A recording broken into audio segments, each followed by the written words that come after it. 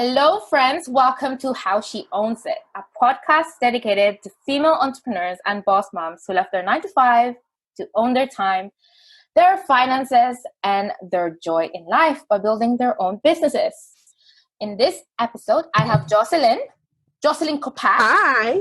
Hey, Yeah. am I saying that right? Kopac. Yeah, you're close. It's, different inflection, but it's close.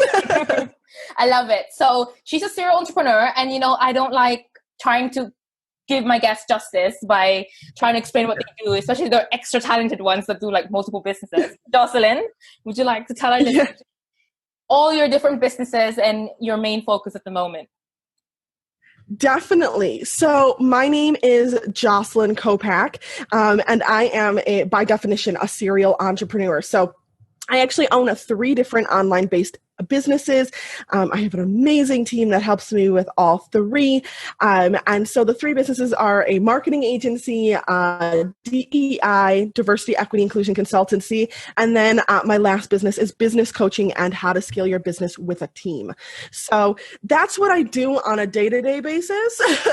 I also do a lot of Netflix binging, playing with my dog, that kind of stuff. But that's what I do on a day-to-day basis. And I absolutely love it.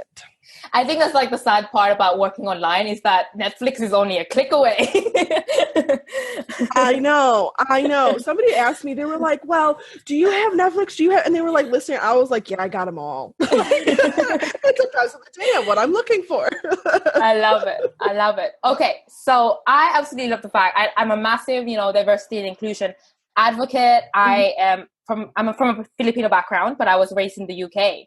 So what made you kind of start heading towards diversity and inclusion space? Because a lot of people don't know much about it until obviously quite recently when there's been a lot of things related to race. You live in America, I live in the UK. So it's kind of like a different but the same. I always say different but the same kind of attitude. Yeah. We came from the same place. Like both of our cultures came from the same place. So what really made me start looking into it was in my previous life, I like to say, before I was, I really had stepped into the entrepreneur self that I am. I thought what you need to do was be an adult and go get like a corporate job. And that's what you needed to do because that's what showed success.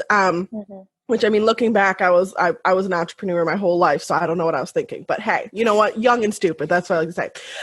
But I was in HR, so HR training, HR development, recruiting. I mean, literally between all the jobs that I had in HR while I was still in corporate, varied, right?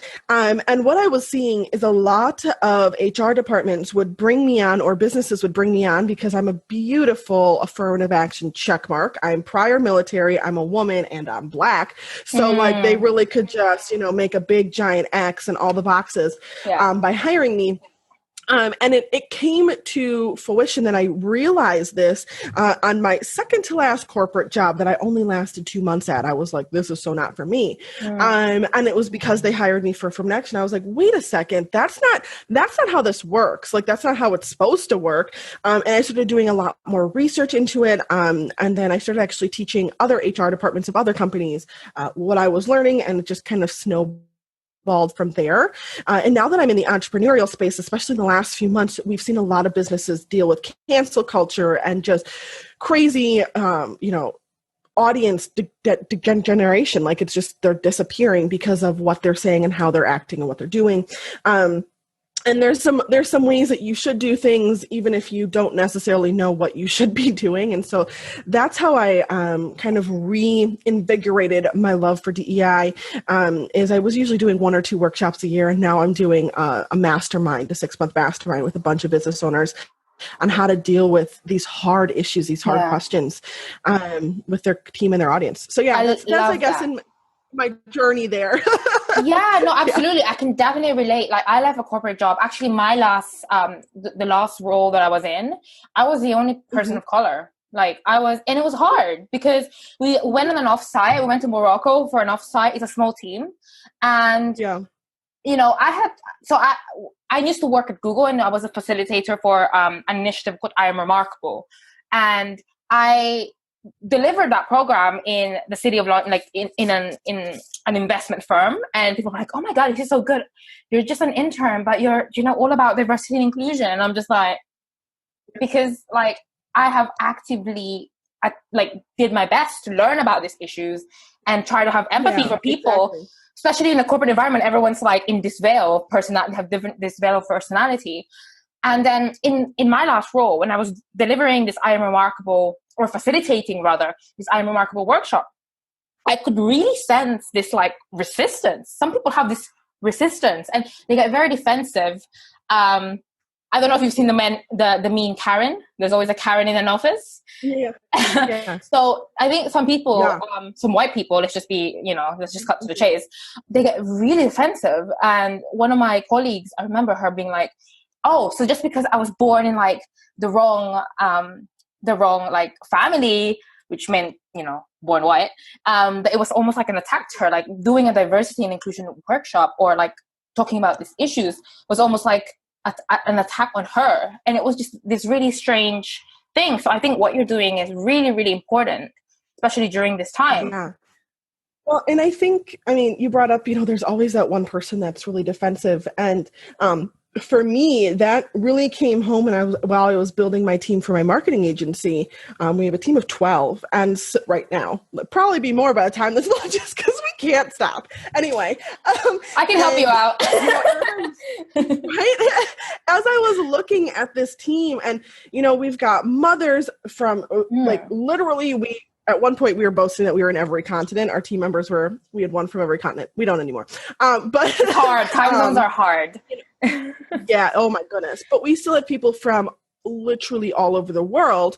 And that really creates a lot of friction when it comes to cultures, right? Because, in America, we think, and probably the UK too, like westernized cultures like that, we think you need to go and figure it out yourself versus some other Asian cultures, they like being told how to do something, right? Versus here in America, people are like, "You're a micromanager." Yes, exactly. And so there's some huge cultural clashes there. And I had to work through them as the leader of my business, right? Absolutely. And as I was working through them, I was realizing, like, first of all, I'm not the first, and I'm definitely not going to be the last that has to deal with these things. But there's a lot of people that don't know how to deal with it at all. Absolutely. Like I can definitely vouch for that. My team is also across 3 different continents, and I am really kind of like lucky and lucky in the sense that I actually did my bachelor's degree was in anthropology, which is the study of different cultures. So I was already hyper aware that, there's a level of, your hair okay? There's a level of listening. I have really curly hair, so I'm like fixing my curls. I love it though. I love curls. People will be so jealous of that. But there's definitely a level, and I completely agree with that. And so, if someone's, I always make my podcast really, really educational and really add value to the listeners. So if someone's listening to this and they're just like, "Oh yeah, you're right. I did hire a VA from the Philippines, and she does a really great job, but I feel like I have to like give her an SOP and like really take her hand and do it step by step. Like it's really frustrating. The deliverable is there and it's great, but then how I have to tell her is like so different, right? Exactly. What would be your advice? Yeah. Oh, excuse me? What would be your advice for someone who's listening to this and like resonating to it? Yeah, before you even start hiring, I ask people a few questions. Like, they're like, "Oh, I need to hire someone." And I'm like, "Okay, wait a second. There's a few things." And the first thing I ask them is just what kind of business they have. And then I ask them what they want their management style to be, right? I'm incredibly flexible. I think Pauline knows this because before we even started recording, I was like, I'm an open book, ask me whatever, right? And she was like, "That's not what I wanted. Give me more information," right? And so I'm incredibly flexible, and I try to be incredibly flexible. And so my team, we are, hence because the leader is, it really truly very flexible, right? And some people just can't deal with that. Their mental health deteriorates. They just don't have the patience for it. They have kids they need to be flexible with, so their team needs to be a whole different, right? And you have to stop and think about how you want your team to run. And then you have to build it that it runs that way, right? If you know that if somebody's messaging you 5 times a day about the same task, you're going to like slowly boil over, then that's not something that you can have in your business, right? You need something that's extremely self-starting. So you have to look at that. And then you have to start looking at, and this is where you ask questions. I mean, there's nothing wrong with asking a question, right? Especially when it's coming from like, you're not coming from a place of malice, you're coming from a place of ignorance, right? So start asking questions, Googling and asking other people that have hired a diverse team, you know, this is what I'm looking for. Can I hire someone in the Philippines? Like, is that, you know, and sometimes it's a, yeah, but you have to find the right person. And sometimes it's a no, because you want somebody on, you know, 8 a.m. to 8 p.m. CST time, which is the middle of the United States, right? Like that's really, really hard because if you're in the Philippines, that's like nighttime. Like that's like complete sleeping hours for them. So they have to work nights in order for, right? And that's stuff that you have to look at. So I like to take an in-depth approach before you even start looking for applicants, because then you can easily place your job description or what you're looking for in the right place to get the right kind of applicants. The other question you have to ask yourself is how much can you afford to pay, right? If you can only afford like $8 an hour, you're going to have a problem hiring people in the US. Like you're going to have to find very special people here in the US because it depends on the state. Some states have a minimum wage of $10, $15 an hour. Some are $7, right? So you have to check that out versus $8 an hour in, let's say, the Philippines is really actually pretty decent money. So you have to also weigh that against how you want your team to run. Yeah, it's a lot. I know. No, it's great. I can talk about this for days, no, I love years. it. I love it. No, I love it because it gives so much value, right? Because I want this podcast this episode to be all about how do you hire a diverse, inclusive team? Like, so I did this yesterday with one of my guests. So, Melissa, and she basically coached me. She's a coach, and she coached me in live. And I said to her, "Okay, so awesome. Yeah, do that to me now. Like, okay, if I go up to you and I say, okay, Jocelyn, I want to grow my team. I want, you know, a copywriter because I have an online business management agency, so I want to hire a copywriter, someone who can design websites and some light coding." I'm really big on female empowerment, so preferably all females. I'm really big on diversity, so I want diversity of minds, diversity of backgrounds. But at the same time, I'm not a micromanager, and I want them to be proactive. What can you do to help me? What should I start? I really want to be like a proactive anti-racist, you know, agency. I tell people over and over, being a proactive anti-racist centers in your personal education and action. I talk about it because that's what I do, but I'm not like, I don't talk to my team and go to like my account manager and be like, do you feel included? No, because it's just built into how my business works. Everybody knows they can come to me and they can tell me, Jocelyn, you really screwed the pooch on this one. This one's bad. Like you did a bad job. And so there's this inclusiveness of we all take responsibility for what we do. And how I built that into my team and how I recommend others is when I interview people, I put them through a series of, you know, tests.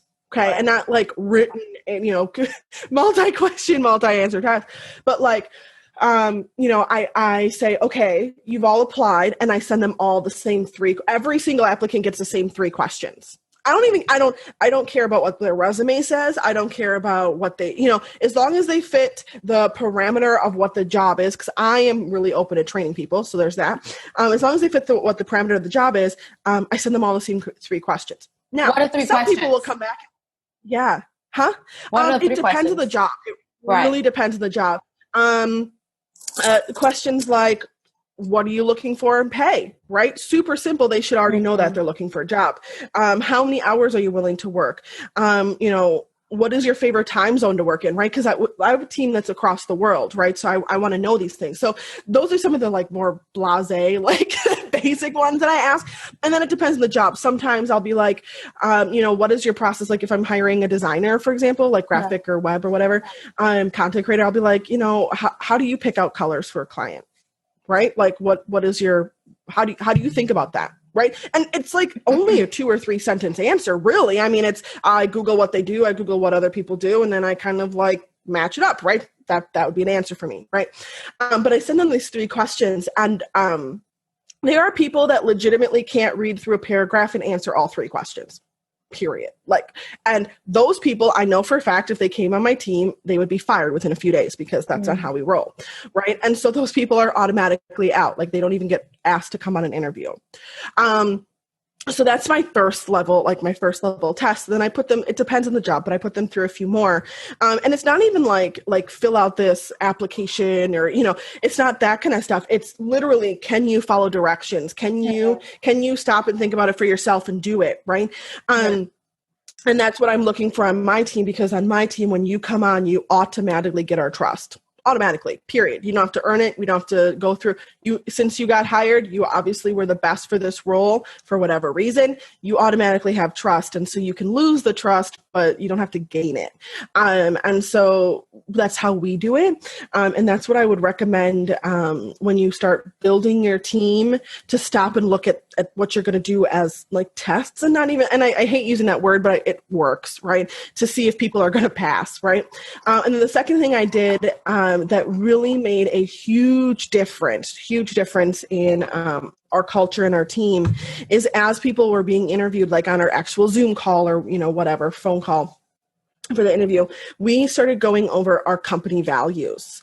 And that started making a huge difference, because people kind of started weeding themselves out when we started talking about the company values, because, I mean, for a bunch of reasons, maybe they don't match it, or they would kind of come back and just reiterate what the company value is versus, you know, kind of making it their own. I mean, there's a bunch of things in there that I look at, and it comes over experience. I mean, I think I've probably done 1,000 interviews in my time in business. So, and that's just coming from HR. I was gonna say, I actually, exactly, and so we go over that.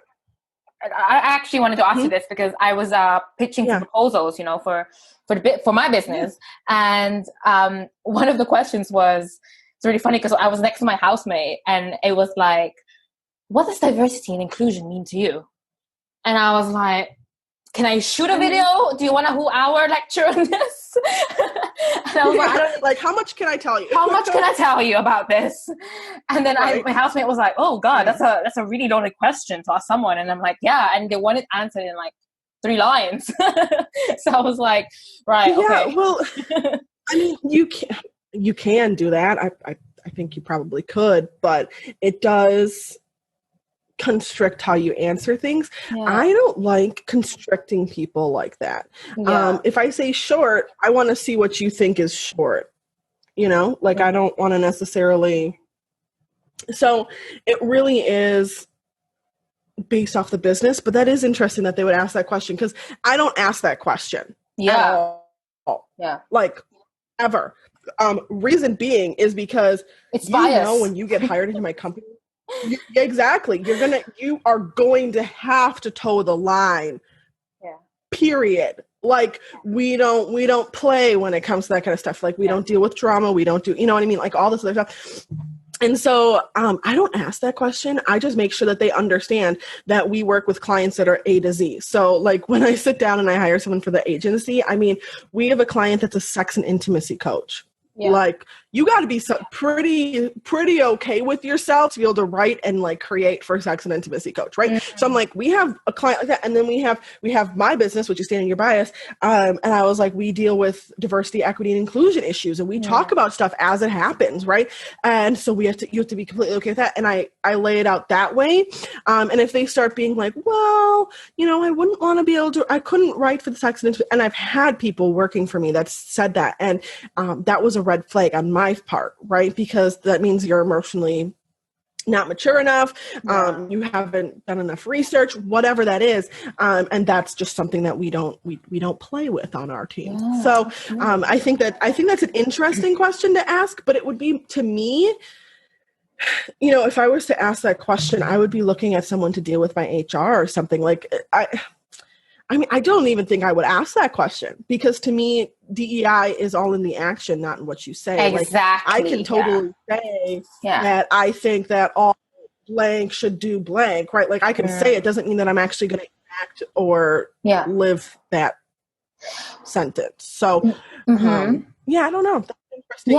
And it does create a whole lot of this, right? Because if you think the same way I do, then of course I'm going to hire you. Versus you think about it a little bit differently. Because there is no really wrong answer there. Like, you think about it a little bit differently, which could potentially help the company with more than one view. So, absolutely. And the other thing I was going to ask you was, what do you think, if I was a hiring manager right now and I'm listening to this podcast, what questions, like general questions, do you think would be effective? So one of the things that I like to ask is, you sent a confidential email to a different client. What do you do? Because I feel like for me, knowing their actions, kind of, I get to see at least, if they have integrity, if they're going to admit to a mistake, kind of thing. But what kind of, top questions generally you'd like to ask, whether that be in the first application first filter or in the interview process? So I ask a lot of my questions during the interview process, and I've tested out, the standard, like, what do you do outside of work? And like stuff like, I tested those out. And I've found for me and my business, the best way for me to test somebody is to actually have a conversation with them and interject examples. So, like, for example, you have a list of upcoming tasks. Some are client tasks, some are internal tasks, and you're going to need to prioritize them yourself, right? What would you start with, right? And just to kind of see, do they say that client comes first, or do you say, no, I'm going to get my internal tasks done because I want the business to continue to grow? How do they think, right? So there's, the questions like that. Another one would be, one of our company core values is personal growth, not career growth, personal, internal, right? And so we actually, when we have meetings, we talk about what you did to improve yourself, like not the company, not the job, you over the last month, right? Or year, 6 months, or whatever it is, right? And so in my interviews, I actually talk about what's the last thing that you did to improve yourself. Like it could be anything, right? And I've had people be like, well, I worked out this morning and I made myself, get out of bed and do some yoga. And I've had people answer that, and I'm like, love that. Freaking killer, right? And I've had people answer, well, I read this book, or I watched this YouTube video, or I took this course, right? And it just kind of shows the level of commitment somebody has to growing themselves as an individual, right? Because business can't grow if the individual doesn't grow. That's just how that works, right? And it gives you a good indication of how self-motivated and proactive and hardworking the person is. Well, and I've had people not be able to answer that question, like legitimately not. They're like, I brushed my teeth. We can move on, right? And you're like, that's normal adult task, right? So like, I ask questions like that. I've asked questions for jobs that are more salary based, right? You have an allotment of time to do XYZ task. It takes you twice as long. What do you do? Lovely. Right? Like, because your salary, so you have to get your job description, for lack of better word right now, to get, everything done that's in your job description. So your salary, that's part of the deal. But now you just took what should be a 4-hour task and turned into an 8-hour task, and all the other stuff fell by the wayside. What do you do? Right. And just to see if they maintain good communication, if they have a passion for what they're going to be doing. Because if you have a passion for what you're going to be doing, an extra 4 hours and shit, like, okay, cool. Like moving on. Right. If they're going to exhibit leadership and be like, hey, you know what? I'm going to delegate this to another person on the team because I can't get it done right now. And I know it needs to, whatever that is. And I look at that, but I run through my interviews as a conversation. So I don't actually ask those questions. I have a conversation with people. And I'm like, so this happens sometimes, and then I wait to see what they say back to that sentence versus asking a question. Because to me, when you ask a question to someone in an interview, you are loading it. right? There is a right answer. Whether they know it or not, there is a right answer. Versus for me, it's not necessarily a right answer. I just want to make sure that you fit within our core values, right? Yeah. And that's what I'm weighing it against. Thank you so much. Like, I think that you're really dropping some gems here. I think our listeners are really getting some wisdom. I love it. So let's take it let's step it back a little bit. So you mentioned your values, right? If there's people, and I know the ideal clients are the ones who are just growing and scaling up their business. If a business owner, and my ideal listeners are business owners who are thinking of scaling up, and they're thinking, oh my God, I haven't even in all the chaos of being a business owner, I haven't even thought about my values. Like, what are my values? Can you give some advice on how people can start to think about how do they create their business values or their values for their business or their company? One, Google. Google's your best friend as a business owner. I don't care what you're doing in your business. Google it. Okay. Cheaper than any other way you can do things. Less than $40. Right? Less than $40. If it's less than $40, I'll pay for it. Right. But no, literally how I started with my core values. Cause I mean, core values for me is like honesty, right? Like I really like integrity. Did that make my core values list? No, because as I thought about it and I sat in it, I was like, you know what? That's just what I expect out of people. Like, it's not a core value. If you're not honest, you're not a person that I even want to be associated with. So it's not even a core value. That is something a step above what I expect out of you as like a normal functioning human being. Right? like an adult, what are you supposed to be? Right. And so that's kind of how I weighed it against, because I expect my team, honestly, I pulled my team, which is not a very good HR move, but hey, we're very close like this. I pulled my team for ages. I was like, who's how old? How old are you guys? Right. Because we were having this conversation, about DEI. Right. And I was like, we need to talk about birthdays and ages and right. And I mean, usually in a normal corporate setting, that's so totally against the rules. But we were using it as a training technique. And I was like, most of my team, I think we only have 3 people in their 30s. Everyone else is in their 20s. And so that really makes a big difference on how our team functions, right? I think 3 people on our team out of the 12 are mothers, right? And we have an all-female team. Only a few are actually married. No, I think only 1 is married. Maybe two are married, right? So that helps build up our team. And so I was thinking about it. I was like, those values when it comes to time and things like that, those change based off of where you are in your life, right? And so I'll tell you my company core values. My first one is entrepreneurial spirit. And I talk about it as a mindset. Not that you want to eventually go build your business, but a mindset that you are actively seeking out change, right? And that's just something that every normal functioning human being is okay with, right? We mentioned at the beginning, you were like, there's people that literally hate it, like they feel like it's a personal attack on them, right? And we are a small online-based business. I mean, literally yesterday, we completely switched everyone's job descriptions.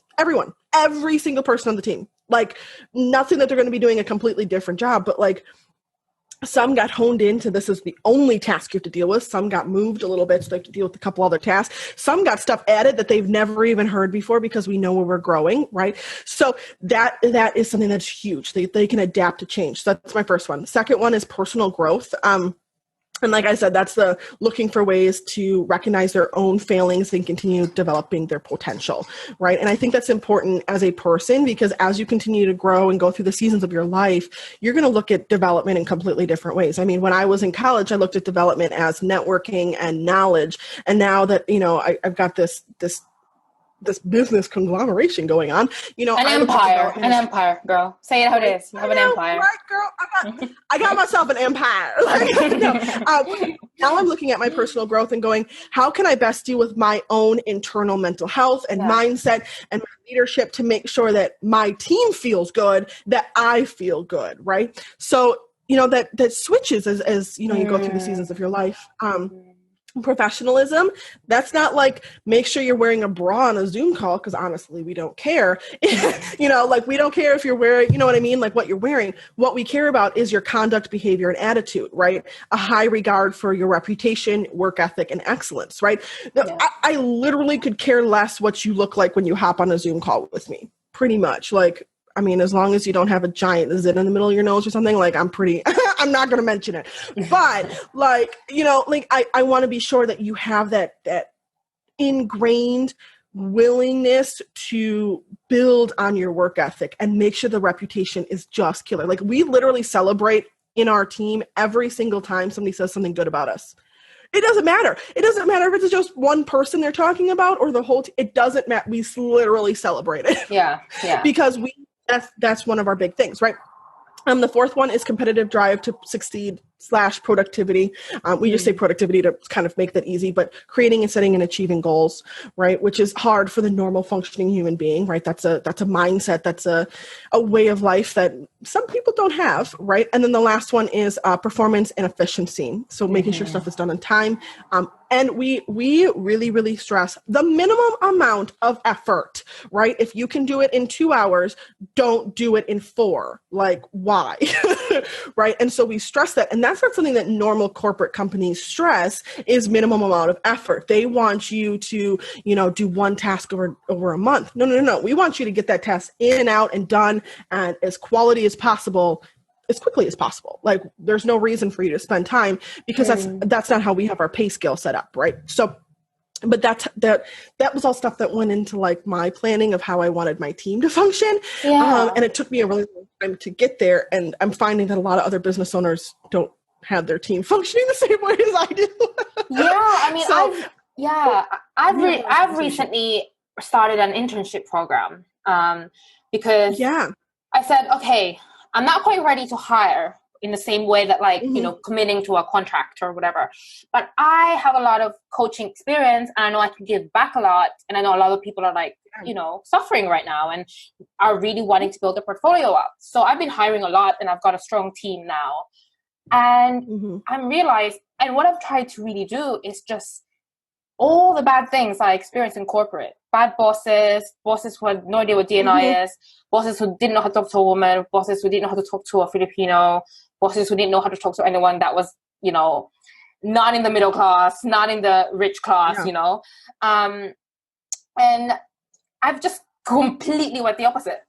Like, that's how I kind of went with my values. I was like, okay, I'm going to be a boss who gives people grace and, kind of walk them hand in hand if they don't quite get it the first time around and make sure they don't make the same mistake twice.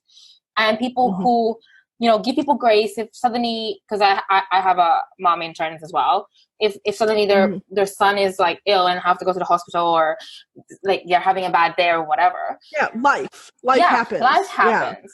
So I think that's how I did my values. It's literally, my values are very similar to yours. It's giving people grace, relentless learning. I love people who love learning. I am a complete nerd myself. So and people who are fun and have a life. Even though sometimes I don't feel like as a business owner I have a life because I absolutely love business.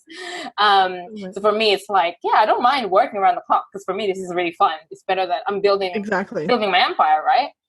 That's amazing. So thank you for giving all those tips. I think it's really, really great. I want to hear a little bit more about your journey. I told you. Huh? Yeah, I told you I was going to talk. I told you. No, I always tell my guests, it's like, don't worry about talking. This is why you're in the podcast. You're all good. I know. You asked earlier, you're like, do you like podcasts? And I was like, I love podcasts. Can I talk some more? So my journey as in my businesses or what where do you want me to start? I guess I got some stories. I think for me, I would really love to know your road to like building an anti-racist business. Was it quite like you mentioned? You used to hire from all over time zones. You're not anymore. Like, you kind of like I always advocate for women to not as women, sometimes we strive too much for perfection. So the more we talk about like the nitty gritty challenges, the nitty gritty mistakes that we've made and like how we learned from it, I think is really important for me. So I'd love to know, you know, all the kind of challenges that you had to overcome, the mistakes you made and you know, on the road to building anti-racist business. So I live in the middle of the United States, the Midwest of the US. And so I live in the state of Wisconsin, and there's Black people here, but not very many. They're kind of centered in the cities. Like we've got Milwaukee, Madison, and then we have Chicago, which is obviously not in Wisconsin, it's in Illinois, but those are our three big cities. They're like a triangle, right? And so there's a lot of Black people in there, but everywhere else for the rest of Wisconsin and Illinois, it's relatively rural, right? Like Wisconsin's known for their cheese because we have so many dairy farms. So just like keep that in mind, okay? And so I grew up legitimately thinking that I was Caucasian. Like I had no clue. Like I think back and I'm like, I was such a weirdo. Like what was I, right? And the first time I ever ran into someone that like definitely made me feel that I was not like just one of the kids. It was this little girl, and I was at space camp. Yeah, I was that kind of nerd. I went to space camp. And this little girl that had gone with us, like from like the state of Wisconsin delegation that went down. And she was like, my daddy said I can't talk to you because Black people are stupid. Wow. And I was like, whoa. Wow. And like, I mean, I've always had this like innate self-esteem. Like I don't give two shits what you have to say. Like really. And I'm brutally honest. And I remember looking at her and be like, well, your daddy's wrong. And like walking away. Like, you know, a lot of kids probably wouldn't have said that, first of all. And second of all, like, it didn't even faze me. Like, it didn't hurt me. It didn't, like, nothing, right? Like, I was just like, okay, well, it is what it is. Like, moving on. I'm glad. So that's, like, one of the... I can remember, I think I was in like 6th or 7th grade at that point. And that's one of the first times I can remember that somebody was like, no, you're definitely different. Like, and that's, you know, fine, whatever. So my family growing up is extremely conservative and extremely Christian. And so as I continued to grow, I joined the military. I got out of the military, had corporate jobs, whatever.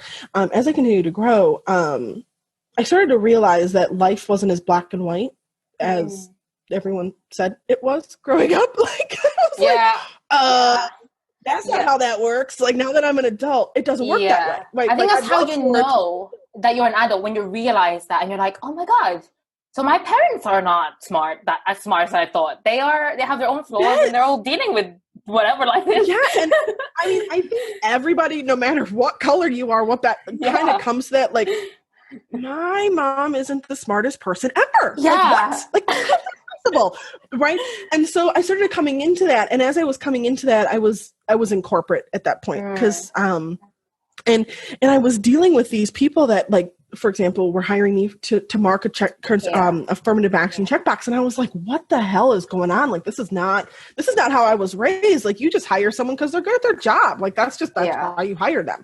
Right. And so that's really what pushed me into DEI and doing more research. And at the time, I was doing a lot of business consulting because I built my first ever business to a 6-figure business, service-based in the music industry. And people were like looking at this little Black girl. Literally, I shit you not. They still use my picture to this day at the college I went to.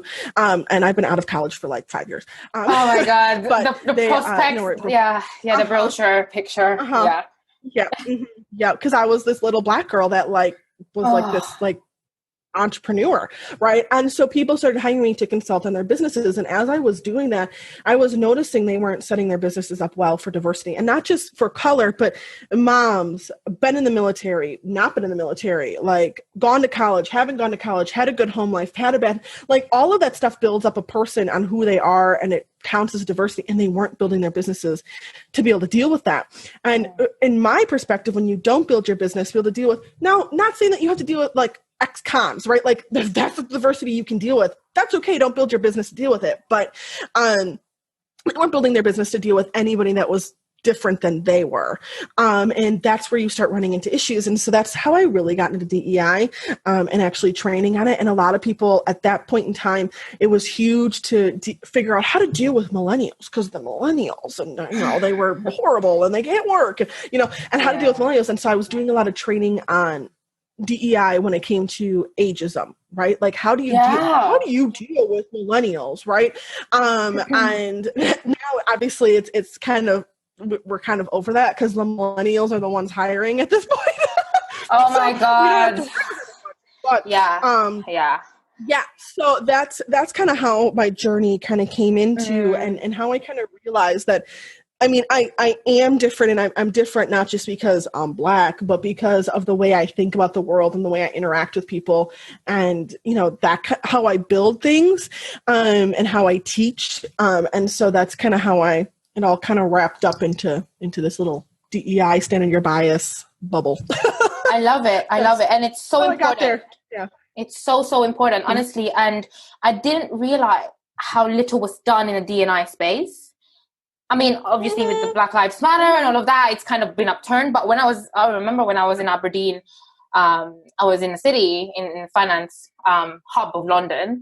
And, oh God, people were like so amazed, like, who is this intern? And it was just like, but for me, this is just right. Like kind of brown. Oh my God. It was actually insane. Yeah, every morning I listen to the news, and I listen to news sources, all the news sources. Like I don't pick one, and I listen. Kudos to you, girl, because I can't. I've stopped listening to the news. My mental health can't take too much of it. Well, I only listen. Like I listen to the like it's little blurbs. Like it's like a 15-minute podcast, like of the news from that person. So I don't listen to all of it because I don't care. Like I don't care who stabbed who and who shot who and where. No, none of that local shit. Yeah, but I was listening to the news, and I listened to the Bloomberg P&L podcast, and they did a whole, I don't know, it's probably about a week back now. They did a whole interview with this Black guy that had made it to the C-suite on Wall Street. Like, he was like, how? He was like, there was a time not so long ago, he's like, in the last 10 years, where I literally could name every Black person that worked in Wall Street. He's like, I don't think I could necessarily do that now. He's like, it'd probably take me a little work. He goes, and I was like, oh shit. And they were talking about and they talked to people that had made it in like the high level finance that is, that of a diverse background, usually of a color, right? Because that's obviously the first kind of diversity people see, right? And then people that hadn't made it and what they had done then instead. And here in America, we're coming into this new, it's not new, it's redo. It's a redo for Black families to start becoming more middle class, buying homes, having generational wealth, that kind of thing. Because we were there about 60 years ago, and then people got pissed, and so then we weren't there anymore. And so, and one of the ladies that was talking said she was in finance on Wall Street, absolutely hated it. It like spit her back out. And she went back home to DC. I think she lived in DC, and she's like, I started my own finance business to help other Black people, because Black people don't know that they can go get this stuff because it's just not part of the culture here, at least here in America, right? And so that's what she did. She's like, so I learned a lot, and it spit me out because it was not ready for my diversity. But I got to go home, and she's like, that's not exactly what I thought I was going to be doing with my life, but I know I am making a difference. It was really cool. But there's a lot of industries. I mean, speaking for the United States, there's a lot of industries that do like spit people back out if there are any kind of diversity, right? Like not just Black and white, but any kind of extra diversity, especially like moms with kids, like that's a rough one too, right? So it's frustrating and it's hard because it's really, really difficult. I have friends who I know they mean well, but they do think, I don't know if you've heard of Stormzy. Like Stormzy is like a grime artist. He's a grime artist. He's very famous in the UK. Yeah, Stormzy. Mm-hmm. He's been known. He's been doing really great things for the Black community here in the UK. And I was talking to a really old friend of mine. Like I think it was not even last year, like 2 years ago. And we mentioned that Stormzy was giving scholarships for Black. I think it's Black students to go to Cambridge University, very, very prestigious, very expensive. Yeah. And and then me and my friend is a mixed race Indian, and the other friend is British. And I said, and then we were talking, and I was like, "Oh, did you hear about Stormzy and the scholarship to Cambridge? Because all three of us were from Cambridge." And the white friend was like, "Yeah, it's racist." And I was like, "What? What?" That came out of nowhere. And I was like, "What? I've known you since I was 8. Are you all right?" And me and my other friend, who is mixed race Indian, and he was like, "No, it's it's giving like those in underprivileged backgrounds so like a chance to go to Cambridge." And he was like, "Yeah, it's only for Black people, and it's racist. That's racist." And we were like, and it was like this awkward kind of like, is this how people sometimes see affirmative action? I think you call it affirmative action. I can't remember what we call it here. Well, here in the United States, affirmative action has been proven to be, I mean, really made a difference for white women, right? That's really who it made a difference for, a huge difference for. Everyone else, not such a great thing. Yeah. But when it comes to the thing that I hear people say racist all the time, and it's not. The thing is, to me, in order for it to be racist, one, you have to be in a position of power, and two, you have to mean it maliciously. Like you have to mean it so it's a negative, right? Yeah, intention is so important. If you are just saying something ignorant as shit, you're not racist. You're biased, maybe bigoted, but you're not racist, right? Because you don't know, like. Who cares? Who cares if that's what you think? Because honestly, it affects my life zero. It affects, because you have no power over me, right? And so when I hear people say that, and I hear a lot of white people say, well, like Black Lives Matter is racist. And I'm like, well, no, maybe a little bigoted, right? Because you're putting one over the other. Fine. But it can't be racist because it really doesn't affect you. Like like they have no power over you. Right? Yeah. And so I think one of the biggest things that I advocate for is changing the language and actually learning the right words to use versus like racism or racist is like this big hot button word right now. You're not being racist, you're being bigoted, you're being biased, right? By you saying that you like to date Black men over white men, you're saying that you have a bias to Black men. It's not saying that you're racist against white dudes. You just like Black dudes more. Like, it's okay.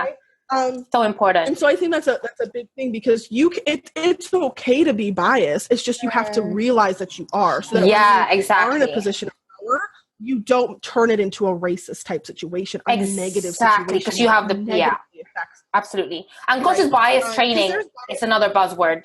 Yeah. Unconscious bias training is another buzzword, and it's what I was trying to really advocate for. There's very few organizations that does it properly in the UK. I'm sure the US is a whole different ballgame there because you guys are so huge as a place. So absolutely, I love that. I just want to go back to a point because it really stuck to me. When I was still at university, before we wrap things up, because I can talk to you for hours because I love this kind of stuff. Probably, yeah. But I know your time is precious and your day is just starting.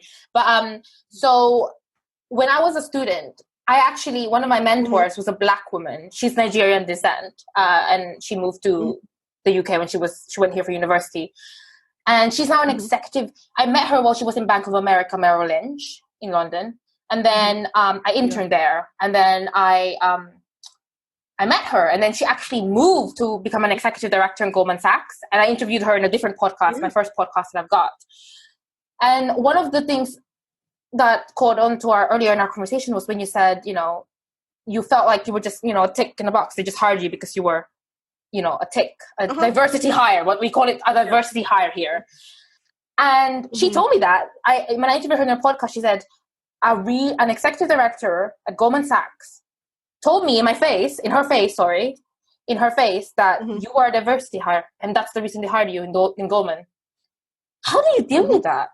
Especially as a Black woman, like how? Yeah, for me, I was just like, peace, I'm out.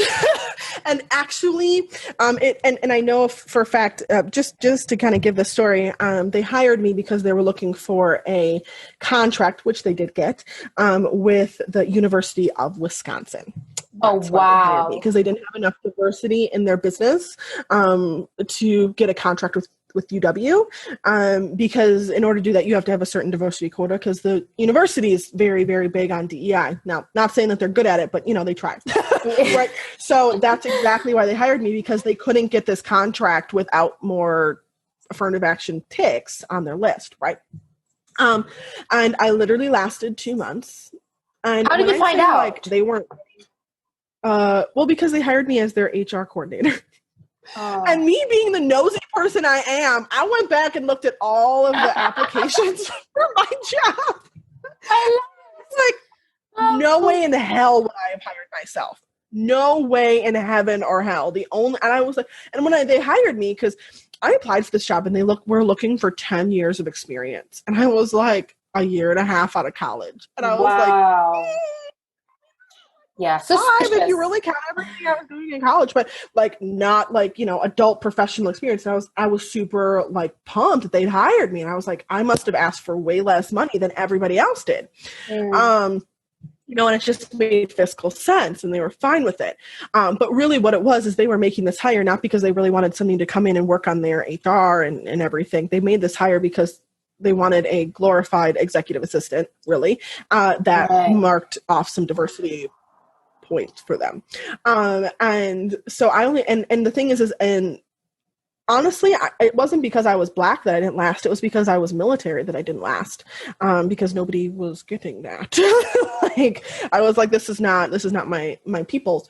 And so literally, I don't know, it was probably 6 or 8 months after that, I spoke at a conference in Madison, and the executive team, the CEO and CEO, whatever they were, all were at this conference, and they came to my talk because I was talking about DEI, and they came to my talk and they walked in and they saw that I was the presenter, and the looks on their faces, and they got up and walked out. Like, it was the most like gratifying moment for me. I was like, in your face. Yeah, I'm presenting at this big conference here in Madison. Suck it. You wanted to learn from me, and then you realized who I was. And I mean, I was like, I love it. Yeah, happy dance. No, I love it. I love that. That's how I knew I was a tick. I mean, because I was the nosy one. And then I actually was parked next to their like secretary. She was the person that welcomed everyone into the building, but she did all kinds of secretarial work and stuff. And I was literally didn't even have a desk for me. That's how much they weren't ready to hire someone. Oh my gosh. Which honestly, I didn't care, because I'm not weird about that. Like, I don't need my own office. Like, do I love having my own office now? Totally. But like, I don't need it. Right. And she was a big mouth. So that also kind of solidified the fact that they were looking for a diversity hire. I advocate for people of color and minorities, not just people of color. It's not just about race, of course, but like any minority, to be as nosy as possible. Because actually, I'm really, really passionate about the pay, getting rid of the pay gap. I have people said to me, "Oh, the gender pay gap doesn't exist," and I'm like, I'm gonna cry because I'm so frustrated with this fact that people keep telling me when it's not true. And this is my thing. To me, the only reason it exists is because people, especially women, do not walk up to you and be like, you know what? I want $20 an hour, not 10. Fuck you. That's what I want. And they aren't taught to do that. So to me, I actually always, now I shouldn't say always, but in most of my jobs, I was getting paid the same, if not more, than my male counterparts. So I was like, I'm working. Yeah. Whether you want me to come work for you, it's up to you. Yeah, absolutely. Yeah. A lot of people don't have the cojones to be able to do that. Exactly. And the reason that I'm always the reason I'm saying, like, please be as nosy as possible. Try to get other people's pay, make friends and with your colleagues, and really be transparent about pay. And I'm really transparent about pay. I always tell people, I think everyone should have some kind of pay, transparent pay. Everyone, corporations, small businesses, everyone. Especially in the online business world, where there's so much range between different continents, obviously because of living standards as well. Is because I was with a friend who was in sales, and she had 10 years experience of sales. She's older than me. She was 30 something. And we were in the sauna, and she said to me, like, I just found out that I'm earning 30K. I have more experience. She was new to the company. I'm new, but I just found out this woman was earning 10K more. She was been in the company for 3 years, but she has less sales experience. Plus my friend had more commission. Like she was selling more than this girl. Yeah. And then she went to HR and she said, okay, so I just found out this fact. The first thing that HR asked her was like, how did you find out? How? And I'm like, wow, that tells you that the structural racism exists, because my friend was Pakistani. You know, she's British, but she's Pakistani. And I'm like, okay, so this colleague of yours, was it a guy? And she's like, yeah, it's a white guy. And I'm like, there you go. Well, this is my thing.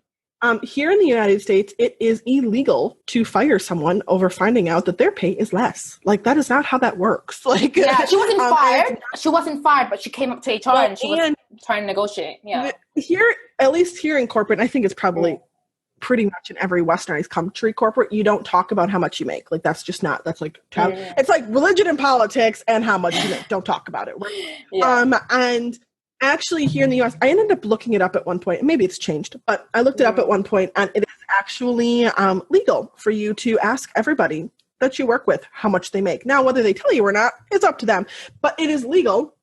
And it's actually illegal for your business to tell you that you can't do that, because you totally can. So yeah, and so listeners, what I did actually in my business, just for the listeners, what I did in my business is everyone gets paid the same.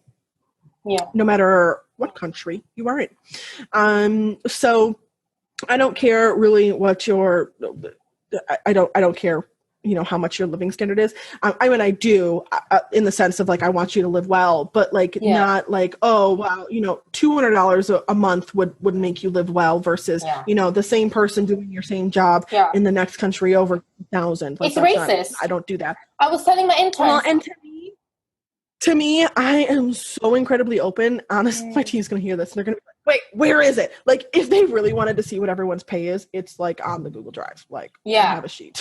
Like, that's how I get it, right? And that's the other thing is I was like, you know, if anyone ever finds this, because I'm not hiding it. Like, I'm not making it public knowledge, but I'm not like hiding it. If anyone ever finds this, I want them to feel good that like the same person next to them doing the exact same job is getting the same pay as them. Now, if they get promoted, if they get more of a managerial, that's a little different, right? They obviously go up in pay, but that's how I did it. And the thing is one, it makes accounting really, really easy. Because if I know I'm going to be hiring someone new, everyone starts out at this wage, period. Like, either you can take it or not. If you can't, then you're not starting with my company, because I'm not paying you what, you know, somebody that's been here for a year is getting paid, because they are trained. They're good as hell at their job. I don't have to worry about, you know what I mean? So, and so that's how I do it. I mean, that's part of how I set myself up, because I wanted to be sure that if somebody ever found out, it wasn't an issue, first of all. And second of all, that, we set this standard of you come into the company and you grow, period. And that is what you're supposed to be doing. And that's what I do. But like, you can't just come in and, you know, hit the next of course scale. So that's what I did. And I just found the best hourly, because everyone starts out hourly with me, not salary. I found the best hourly to start everybody at. Why is that? Because I was chatting to I had a team meeting and we were all discussing about pay, because, you know, it was all contractors and all the other girls. One of them is Indonesia. She's Filipino, but she's based in Indonesia. Some are in Turkey, some are in the US, some are in Canada, some are in the UK with me.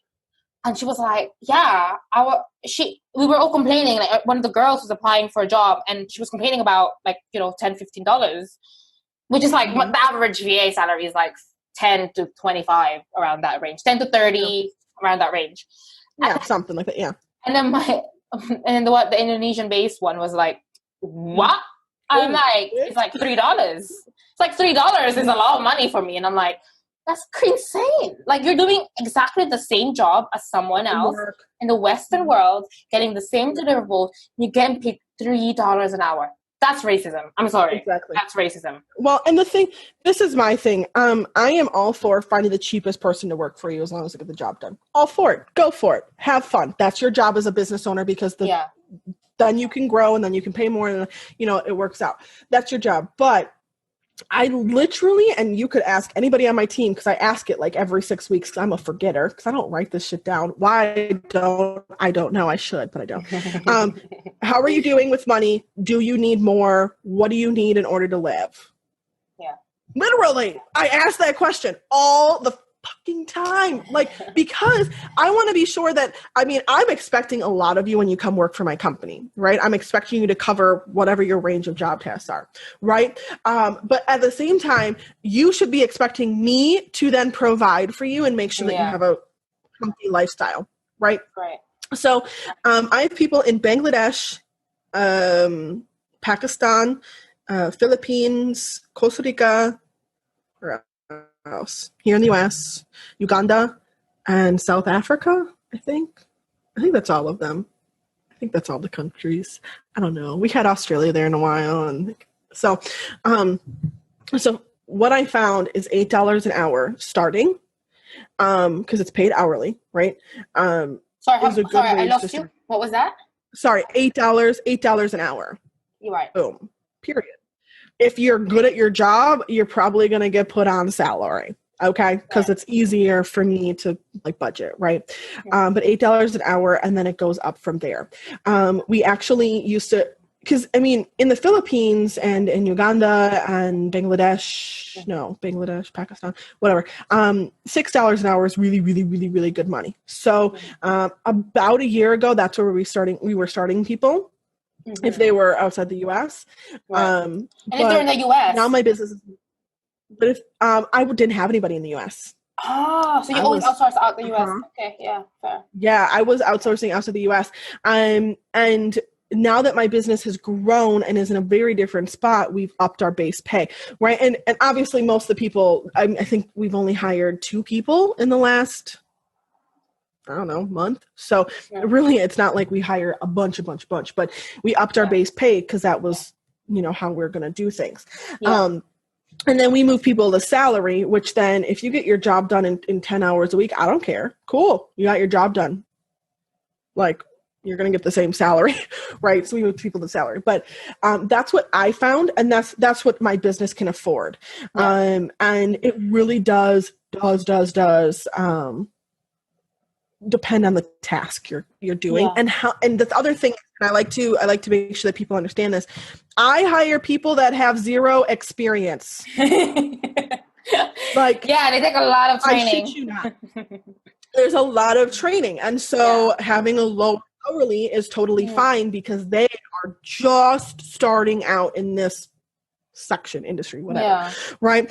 So overall, most of the people that come to me have very, very little experience. Mm-hmm. Not saying that they've never had a job before, but very little experience when it comes to the online sector and or what I'm hiring them for. Yeah. So that does make a difference. If you're going to be hiring someone that has 10 years of experience or whatever, you got to be looking at paying, $20, $25 an hour, because that's just what you're paying for their experience. Yeah. I'm not paying for their experience. I'm paying for their time. And I know that it's going to double how much time it's going to take them to do it, because they're going to have to learn and then do it, not just do it. Right. And so that's where that pay scale really makes a difference. Because if you pay somebody $25 an hour, the idea is they don't need any more learning. They know how to do it. They're just going to sit down and get it done. Right. So you have to weigh that out. Right. Absolutely. So when I hire, I usually figure that I'm going to spend about $600 to $1,000 a person in training. Yeah. Thank you so much for being honest and transparent and totally open to all of this, because I think it's so important, because if yours, I recently started my own, I jumped in, I was in corporate 2 months ago, my business is new. I've been podcasting for a while. So for me, it's okay, well, I can either spend $3,000 on a business coach to tell me all of these things. Mm-hmm. Or, I can listen to podcasts like this and be got it. Brilliant. There it is. Right. There it is. Yeah, that's how I that's how I have learned stuff. I was talking to a friend not too long ago, and she made this point, because I was like, I don't like business coaches. And she was like, that is because we're true serial entrepreneurs. We like figuring things out for ourselves. And I was like, what? And she's like, we don't like being told how to run our businesses. We like figuring it out and making it work for us. Yeah. She's like, where we need help is mindset and leadership and, things that are not tangible, that we have to have a second second view, a second perspective on. And I was like, oh, that's really cool. So I've been trying to like share that as much as possible, that, you know, when you go to train yourself as a business owner, really understand who you are and what works for you when it comes to learning. And that comes from some serious personal development over time, right? Because I really, really hate when business coaches come in and say, well, you got to do it this way. I'm like, no, I don't. Like, I don't even want to know why you said that. Like, we're not even going down that road. Like, I didn't ask you about that. Yeah. Right.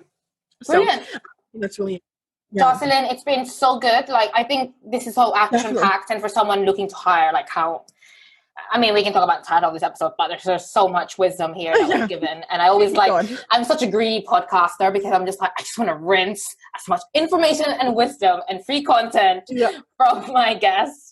But where can people find you? What kind of projects coming up? Anything you want to plug? Anything that you think our listeners can benefit from? I mean, you will be on the Facebook Insiders group anyway, and you can share more resources there. But anything else before we finish off? Yeah, so I would love to connect with anyone. I'm always available on Facebook or Instagram DM. You can find me at Jocelyn J. Kopac. So there's that. If you're listening to this podcast and you're like, bro, wait, I got a question, don't feel bad messaging me. I'm totally open to that. But I would actually like to give your listeners a gift. So if you go to jocelynjkopac.com/program, you're going to find a masterclass on things that you should look at for hiring. And making sure your business and also you as a person, as a leader, are ready to hire. So if you are like listening to this and you're like, yes, oh shit, I'm stuck. Like, seriously, go listen to the masterclass. It's me talking. Aren't you excited? But that's what I would recommend. I'm sure they love your voice when I was all good. Right. Hopefully you don't find my voice annoying and you go listen. But that's where I would recommend if you're looking for more information on like, what to do, where to even start, because I know it's like mind-boggling and a little stressful when you first hire. So that's what I would say, is go check that out. And then of course, you know, I'm always available on DM. If you can't tell, I like to talk, so really happy. Thank you so much. Yeah. I've had so much fun, and we've overrun, but I don't mind because it's so great. I didn't even notice. Thank you. That's all right. Maybe you can.